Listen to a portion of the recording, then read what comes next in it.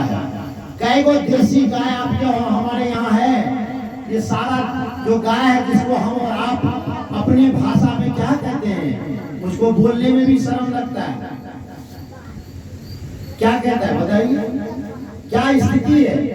बाप का बेटा बात नहीं सुनता है। शास्त्र में कह दिया है, उसी रामायण में कह दिया है, रामचंद्र कह गए सिया से ऐसा कलयुग आएगा, हंस चुनेगा दाना, कौवा मोती खाएगा। देख लीजिए आज का आश्रय, पढ़ा लिखा लोग जो विद्वान लोग हैं वो घर में बैठ करके चूल्हा फूंक रहा है। जिसके पास कोई योग्यता कोई एबिलिटी नहीं है, वह कुर्सी पर बैठ करके बच्चे के भविष्य के साथ खिलवाड़ करता है। जरा बताइए, कहा कर्म भी होगा, धर्म भी होगा, शर्म नहीं होगा। मैंने कहा क्या अभी शिव परिचर्चा कम हो रही है? क्या विष्णु यज्ञ कम हो रहा है? क्या राम ध्वनि कम हो रहा है?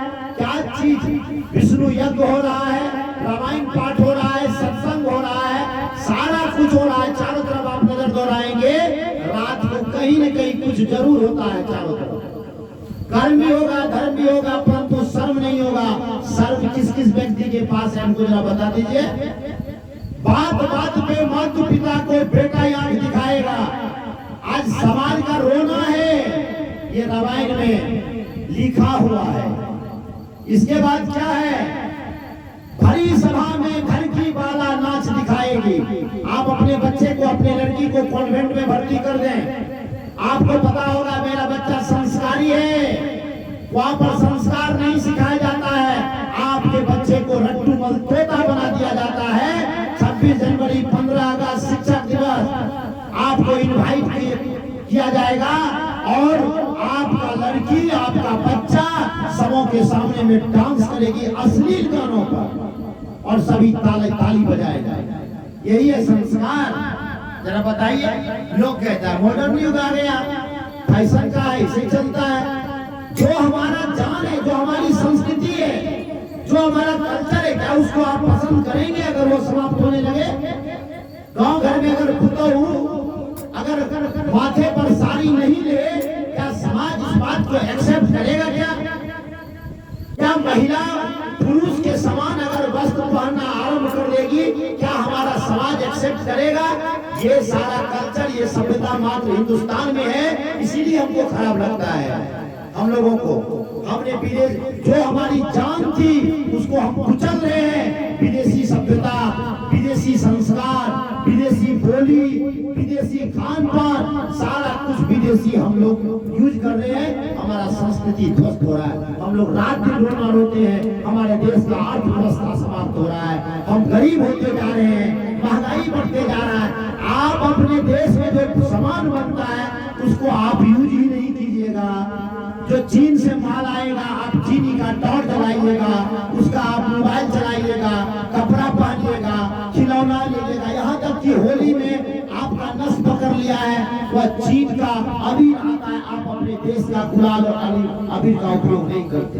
कहाँ से होगा आपका अर्थव्यवस्था ठीक? इसीलिए मैं कहना चाहता हूँ, जो ऐसी बात नहीं है भक्ति राष्ट्र प्रेम से तोड़ता है, ऐसी बात नहीं है भक्ति समाज से तोड़ता है। और ऐसी बात ये भी नहीं है जो व्यक्ति किसी धर्म कार्य से, किसी आध्यात्मिक पंथ से जुड़ा हुआ है, वो व्यक्ति कायर होता है, डरपोक होता है। भारत के अध्यात्म में कहा गया है तो साधुता कायरता नहीं सिखलाती है। इस बात को मानना होगा आपको। आज शिक्षक दिवस है, मैंने कहा संसार में सबसे बड़ा मैं शिक्षक मानता हूँ महादेव को, जगत गुरु शिव को, जो आपको पारिवारिक ज्ञान देगा, व्यवहारिक ज्ञान देगा, आध्यात्मिक ज्ञान देगा। बचा क्या अभी के ज्ञान में मात्र में किसी भी शिक्षा, किसी भी कॉन्वेंट, किसी भी इंस्टीट्यूट में शिक्षा दी जाती है तो आप किस प्रकार पढ़ करके आप रोजगार ले पाइएगा।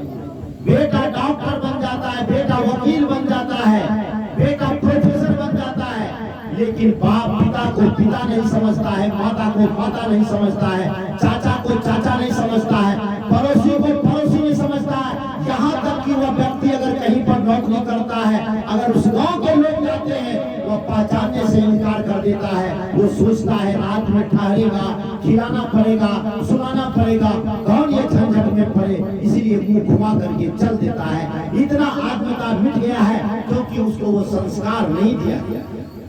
जब तक आपके बच्चे और हमारे बच्चे को संस्कार नहीं दी जाएगी, जब तक उसको आध्यात्मिक से जोड़ा नहीं जाएगा, ना तो वो पिता को पिता समझेगा, ना माता को माता समझेगा, मात्र में अपना सेल्फिश जिंदगी वो जीने के लिए चाहेगा। इसीलिए अगर समाज को सुधारना है, अध्यात्म को बढ़ावा देना होगा। हालांकि यह बात बहुत सारे लोगों को हजम नहीं होगी, क्योंकि अभी का जो परिवेश चल रहा है, लोग रात दिन पाप में गोता लगा रहा है। इसीलिए यह बात समझ में नहीं आई।